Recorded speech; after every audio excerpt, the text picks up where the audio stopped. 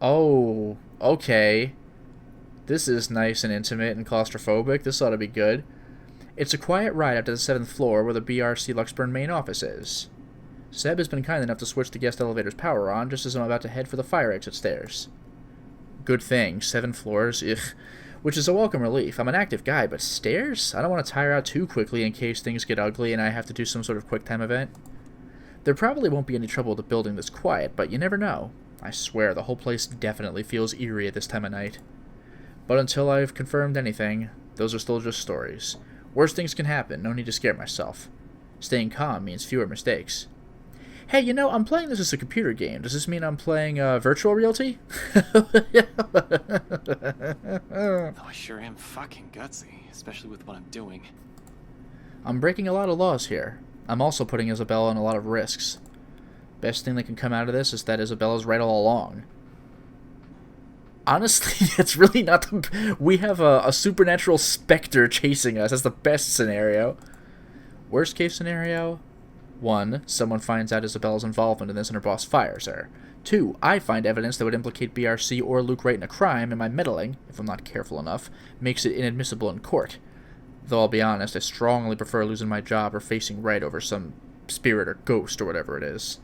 I could always work around the problems with the former. Isabella could also find a better job. BRC never did pay her properly despite her efforts. But fighting off a phantom? How does one even do that? I mean, I don't know. Look at Becca. Apparently you just do it. you literally just fight it off. Do guns even work with them? They might. Apparently a book works. Fine, shoot it. I don't care. Yeah, not going to happen. But tonight I'm here to fix things. If I do it without leaving a trail, all the better. Good thing that's what I'm good at. Yeah, it really is bad that it is very obvious that this guard let us in. Anybody could ask him, and they'll be like, yep, that happened. Oh, hey, it's how Chapter 1 ended, and it was spooky and a cliffhanger. What I'll probably never be good at is finding the proper words when a sitch calls for it. A sitch, really? But seeing Isabella's small form beyond those doors, how she pushes through despite carrying an entirely different burden this time, how she's pretending as if everything is normal, it's difficult not to try. People who have never looked beyond her smiles will never know, will never understand. Hell, even Rebecca's probably not yet aware of this. I get it, we have other problems at hand. I've done the same thing plenty of times to protect myself, after all. But it's all in her eyes when she glances up at the few light raps I give the door. She wastes no time in leaving the mess of papers on the table and opening it for me. She opened the table? Wow! Though even her confusion as she takes in my presence barely hides it. Seb let you in? The rough edge in her voice rings a whole different tune now that I'm aware why. But knowing is different from hearing it straight from her. I can't simply bring this up, can I? It's not a topic suited for casual conversation, and I doubt she wants to talk to me about it. Player choice time! As much as I want to help, there's a distance between us I'll never be able to cross. One that wouldn't even be there if it wasn't for me. Perhaps if I had been more honest years ago and less of a coward, I might have been able to. Figures, I couldn't even do that for the one person I keep telling myself that I care deeply about. Yeah, I've heard that one before from a different character. What can I say? I'm a very charming person. Okay, I guess no player choice after all. To a rock, maybe? This is the closest we can get to it, I suppose. The light banter, the fleeting glances, or sometimes the long bouts of silence. And it's enough. For me it is, because even without words, there's comfort. With her, it's easy. Must be a pretty cool rock then. Ugh, get over yourself. Hey now, I deserve some slack here. Today's supposed to be my day off, and yet here I am helping you out. And come to think of it, tomorrow's also my day off. Helping. By standing at the door. Well, you're not exactly letting me in. Ash confirmed for vampire. Despite what she says, she moves to block me when I try to enter. She must have expected this, the second we walked up to the building's entrance and counted on the night shift guard to bar me from the place. It's reassuring to know she's somehow worried about me, though it's a bit misplaced at the moment. Besides, her concerns aside, I really can't let her get into the thick of things without me. Not with all the problems on her plate right now. Isabella! What? Do I need to save? What the hell was that?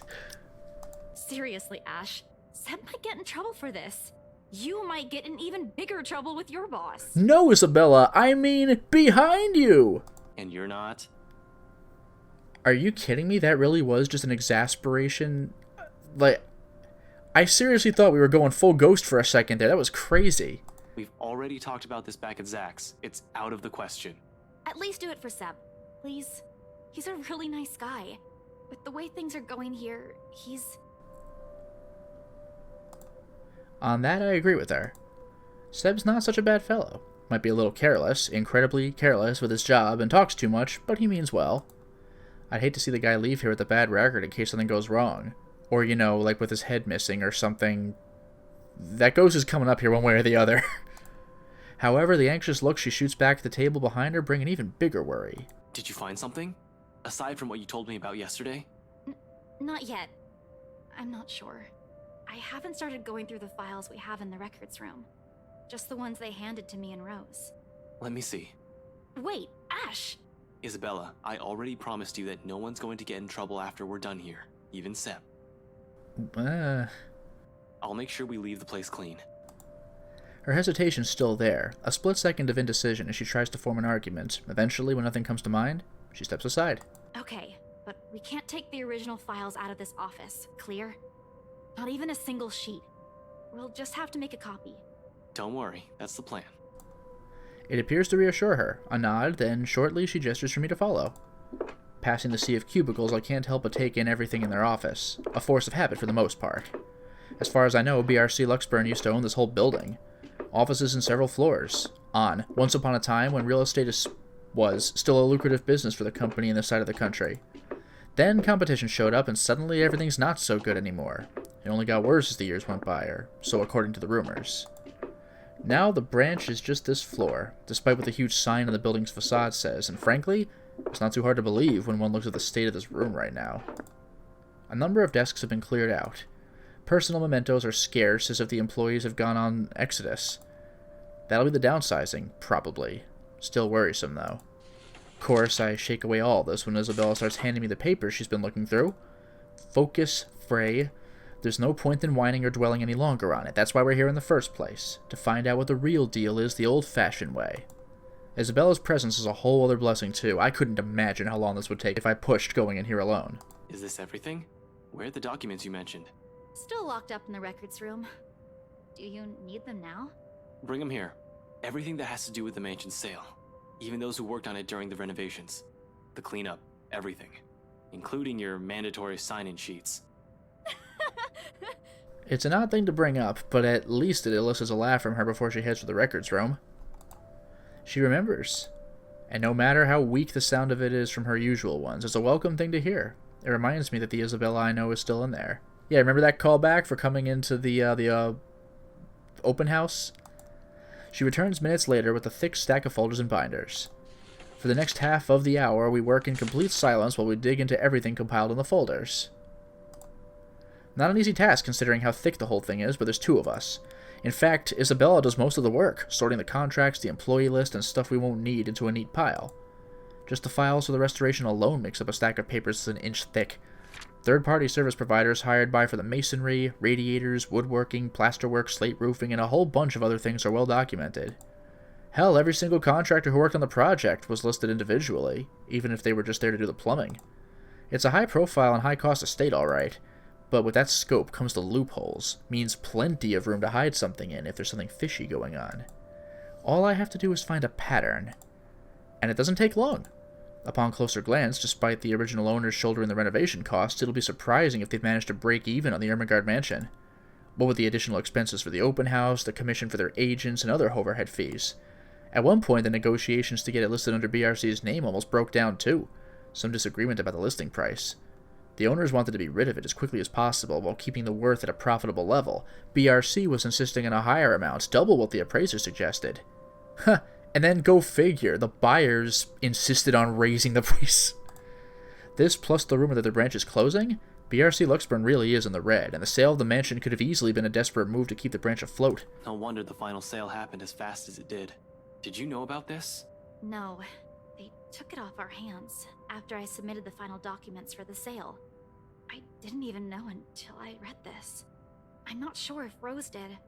I've only been given the key to the records room after she... Anyway, my point is, they've kept all the files from me. Rose was the one who compiled everything from our side. And even then, she was probably not aware of this. There's only so much they let us know. After that, they just told us to wait for our commission, and that the legal team would handle the rest. The rumors are true. Huh. Seems so. Sheesh, this place is just unlucky. Going bankrupt while the rest of this crap is happening. But this isn't what we're looking for. What we need is the who. The people inside.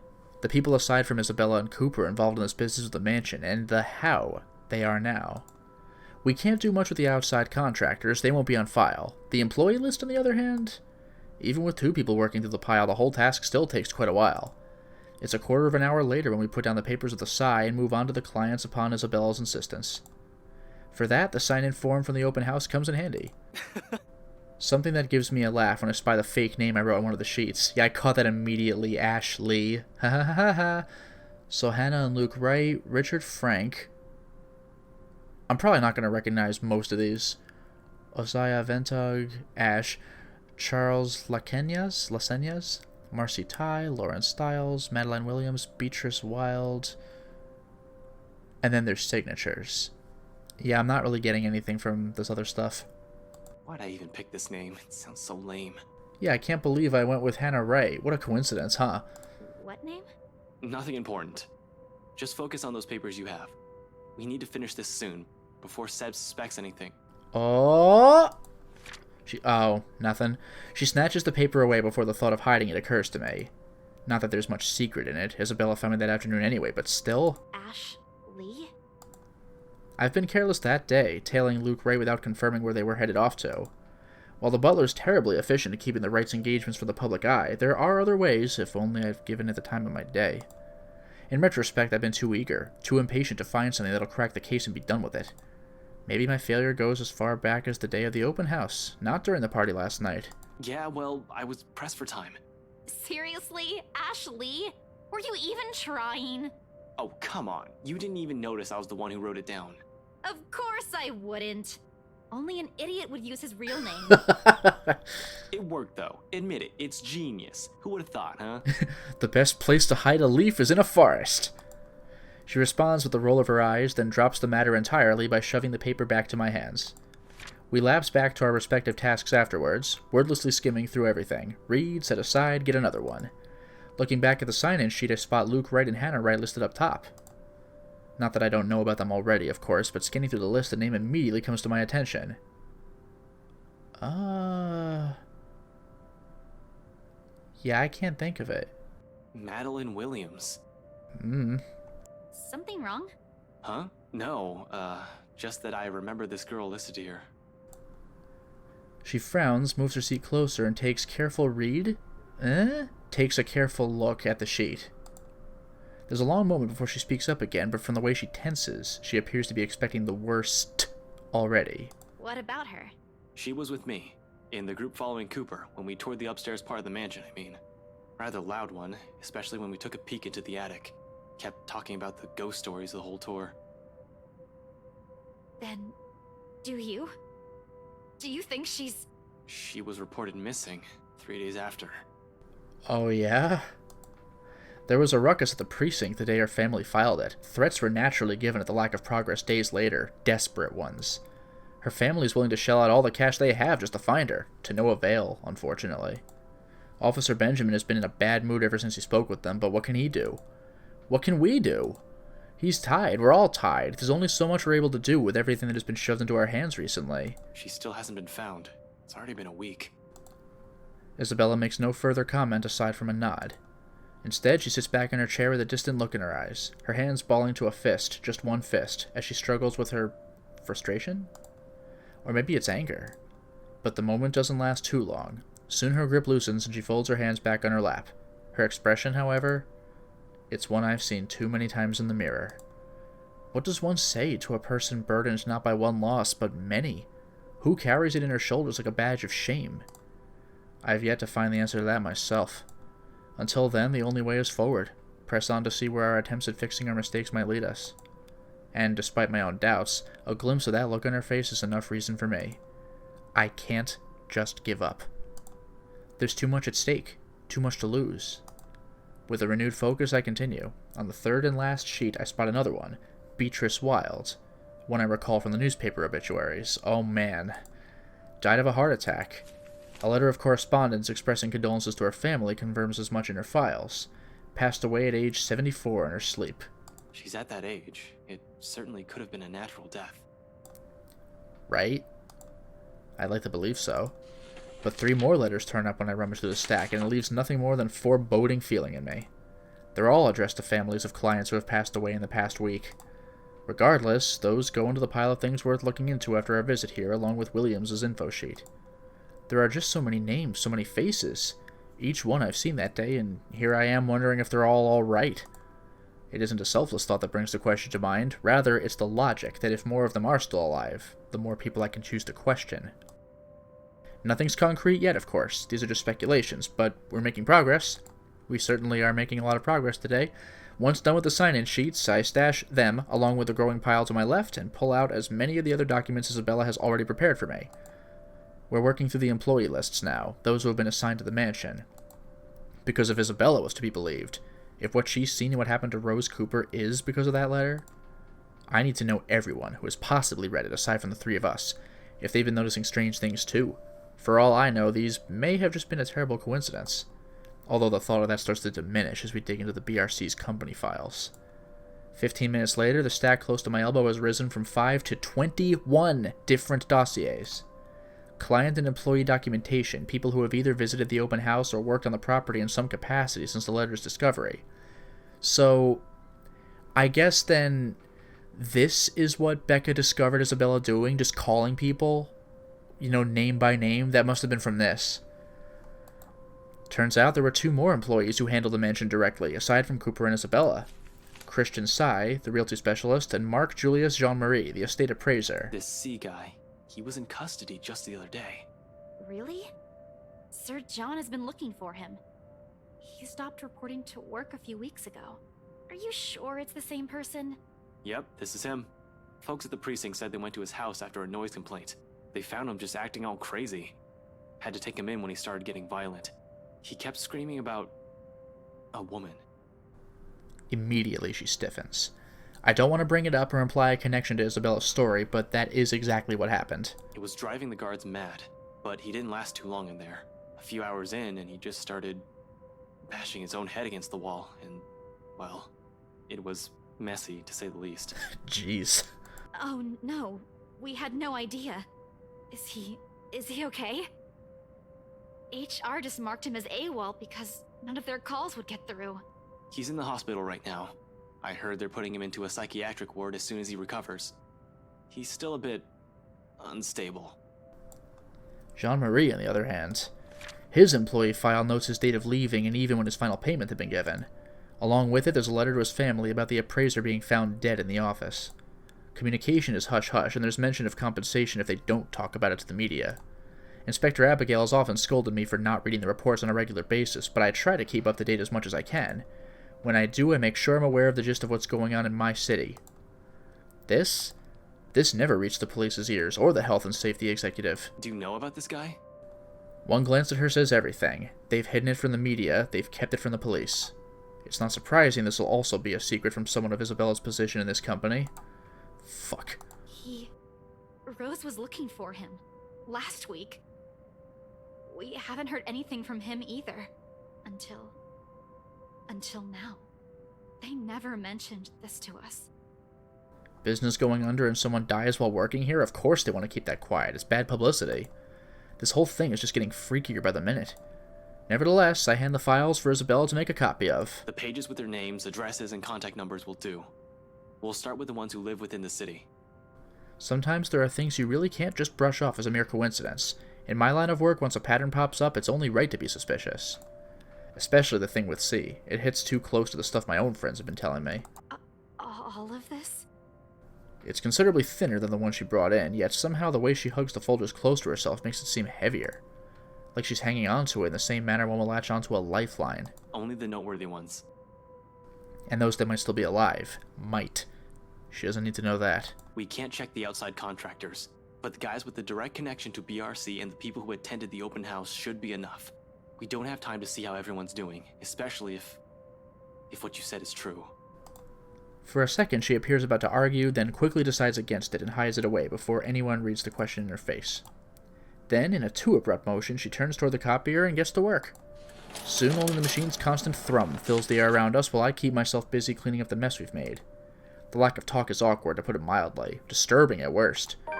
I've gotten so used to letting her just babble away whenever it's just the two of us. I could tell, however, she wants to do more. She wants to fix this mess herself, and that desire makes her antsy.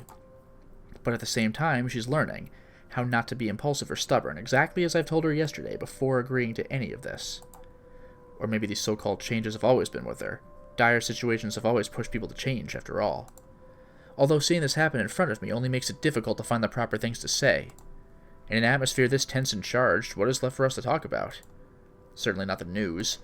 What's worse is when you only realized all this in hindsight, right after you've already ran your mouth off. You know, your mouth off. You know, for a house your company seems to be in a hurry to sell, they still made quite a fortune out of it. Look at this. 1, 2, 3... 6. Are you sure they're planning to give your entire share for this? This isn't a small amount, especially given the usual cut. And their accounting department isn't in the greatest shape either. Even if they don't, it's not like someone still needs it. And there's the reason why people don't let me talk. Silence once again descends throughout the room, denser compared to the ones we've shared tonight. Behind me, I can still hear her movements, sharp and precise, while she feeds the originals to the machine. Then, with one last click, all of it stops. Her feet shuffle lightly against the floor when she moves away. Something creaks softly, probably the table, as she settles her weight against his side. By this time, an apology is already at the tip of my tongue, but... Belle, Papa's gone, Ash. So that was what happened. Within those scant few seconds, everything between us shifts as the gravity of her words sinks. Right then and there, something harsh and immovable rises between us. Death is something I'm familiar with. Almost 10 years on the police force, and it's impossible not to be acquainted with it. But this is different from those dead bodies we examined in forensics, a far cry from the victims we found in a bad investigation. Those I could easily distance myself from, no emotional attachments, no need for pretenses. Yet somehow I still find myself grasping for things to tell her, any words of comfort that'll dull the pain.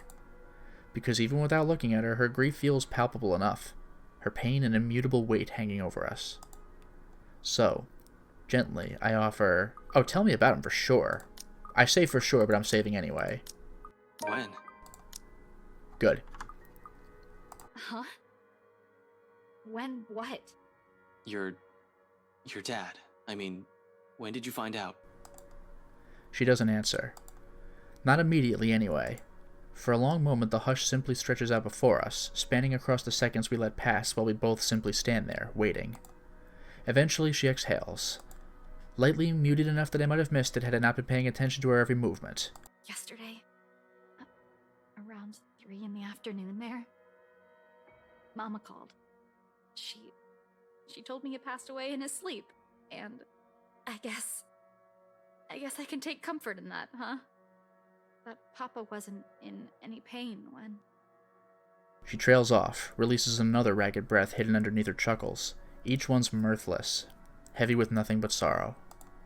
Then she falters into silence, and for all my attempts at lightening her burden, I'm suddenly at a loss. Reassurances could only do so much when her only reason for staying here has suddenly been taken from her, a hope yanked from under her feet right after it was generously given. And without that, without the one person who pushes her to endure, all the shit we're going through, she's going through, means nothing but a struggle. What does one say to a person fraying at the edges, slowly wearing thin and breaking? Are words even enough? What right do I have, anyway? I cannot give her anything apart from lies that change me as a person and affections she may or may not even want for herself. Because no matter how easy she has wormed herself into our lives, how immutable her presence has become, her own heart will always yearn for something else. For home. Tell me about him. Huh? About what? Your dad. Tell me about him. Anything. Just talk. Say anything you want. Doesn't matter what it is. I'll listen. Silence again, as if she's testing the weight of my question, for what purpose it is, for a reason even I can't say right now. After a while, though, she starts, reluctantly, her voice hitching, faltering, and stumbling on each syllable as she chooses her words. A rough start, but soon it steadies. And along with it, to keep company, the stories from childhood and memory she's fond of are the tears. Despite this, in spite of the grief choking her words off, the hurt closing in her throat, and the sobs racking her lithe form, she continues, like the mere act of speaking is a relief in itself. A release. She tells me of her father, the very person who named her, how she looked up to him, how she was a bit of a tomboy growing up in her attempts to imitate him, and how the man encouraged her to pursue what she really wanted. Perhaps even the only thing she ever did for herself, having grown up not wanting anything more than food to put on their tables. He told me I don't have to listen to them. That I can do what I want. Every day, he'd wake up at 4, Ash. Because he'd earn more that way. And every time, every single time, he'd give them to me. Whatever extra he earned, he'd hand them all. So that I'd have something to use for my paintings. And you know what? Back home, just a good tube of paint costs almost as much as what we spend for food the whole day. But he'd always set something aside. Told me he wanted to see my paintings in a museum one day. She pours all of it out. Every little thing she loved and admired about him. Like this, it's easy to see why she has gone to such great lengths for him. Why she abandoned her dreams, why she went against his wishes, just to grant him another chance at life. Others will say it's her warmth that draws people to her, or her cheer. Neither are wrong, but neither is the whole truth to her either. Because those who have never bothered to look beyond the surface will never see it. See her. See someone earnest. Someone who has always meant well, despite her underlying stubbornness. This is how she loves. Warm. Steadfast. Unflinching. You never meet many people like her. Not in my line of work. Not with the kind of people I've had to deal with. Always with something to hide. Always with something to lie about. Eventually, when you run across too many of them, you change. You become like them. In many ways, for a lot of reasons, she's the kind of person I want to be, and be around with. Who made me feel I am still worth something. He didn't want me to leave. Said, begged, that I should finish my studies first. In the end, I couldn't even grant him that one request. I'm a terrible daughter, aren't I? You're not. Huh? You're not. I can't speak for your dad. I haven't even met the man. But I know you're not. I'm not entirely sure where I'm going with this. The remark just came out. Now I'm stringing all these together as I go. But one thing is certain. None of what I'm about to say is a lie. The Isabella I know is a total klutz, but I've never seen anyone work as hard as she does. She's the type who wears her heart on her sleeve. Though it's not necessarily a bad thing. It's always in the right place. She's intimidated by a lot of stuff, but she knows how to appreciate the smallest things in life. Frankly, you've caused us no small amount of trouble since you barged into our lives. But when I'm with you, all of my worries seem trivial. Heat has already crept on my face when the turn this whole thing is about to take registers. Before I blurt the rest of it out, declare feelings I'm not even ready to reveal to anyone, much less to her, my hand comes up to smother the rest of it. Though embarrassment quickly takes the reins before I can completely clamp my mouth shut. And I'm pretty sure Zach and Becca think the same way. What a save. You have a nasty way of growing on people like that, and you know what? We got everything we needed in here. I'll just wipe the security recordings and we're good to go. While I'm at it, you better wipe the snot off your face. And you don't look very nice when you're balding like that. Hastily I gather everything. The personnel files, client documents, sales agreements, and contracts, anything my hands could reach. In record time, all of it has been stacked in a neat pile, ready for storage. I'm heading for the records room not a few seconds later. Wherever that is. It should be an easy find unless this place is a maze of some sort, which I highly doubt. Still beats staying here and seeing the look on her face. Crap. Really, her anger's still bearable. I can take that, including the glower she sends my way. So, yeah, I'll go get the security videos and put these back where you pulled them from. Man, these are heavy, you know? Ha ha ha. Ash, it's just paper. You don't even know where I... Oh, no, I can handle this. Easy as pie. And, yeah, security cams, tapes, videos, cams. Jeez, he's reading this like I read it as a joke. Oh, well, no, it's fine. Yeah, I'm off. Her rejection at this point? Maybe not yet. That was considered a time lapse, so for now it's time to stop the installment. Well, we certainly made a lot of progress today, didn't we? We got to see what Ash was doing with Isabella, getting those records from the incredibly easy to bypass security guard, and while we didn't get spooked, because, that's supposed to come later, we didn't have any talk about that in previous installments anyway, we still got a lot done, made interesting connections, conspiratorial ones, so now there's the police department and the realty company doing a cover-up, but we also got insight into what Isabella's been doing. We know what she's been doing and why, but we got more of a take on it, a deeper look, and a surprisingly intimate moment between her and Ash. I don't know what Isabella thinks of Ash, whether she's interested in him at all, but Ash let a little bit of his feelings slip. That was interesting. And it goes to show that Isabella had to abandon her dream of painting, at least temporarily, but also she has another regret in her past, which is abandoning her dream in order to help raise money for her father. That hits really hard. But we got, I don't know if it's a sense of closure, but at least something of a therapeutic talk before we hastily and embarrassingly get our stuff together and get out of there. Well, we'll see where this goes. Hopefully the ghost doesn't interfere with a moment like this. Until next time, everyone.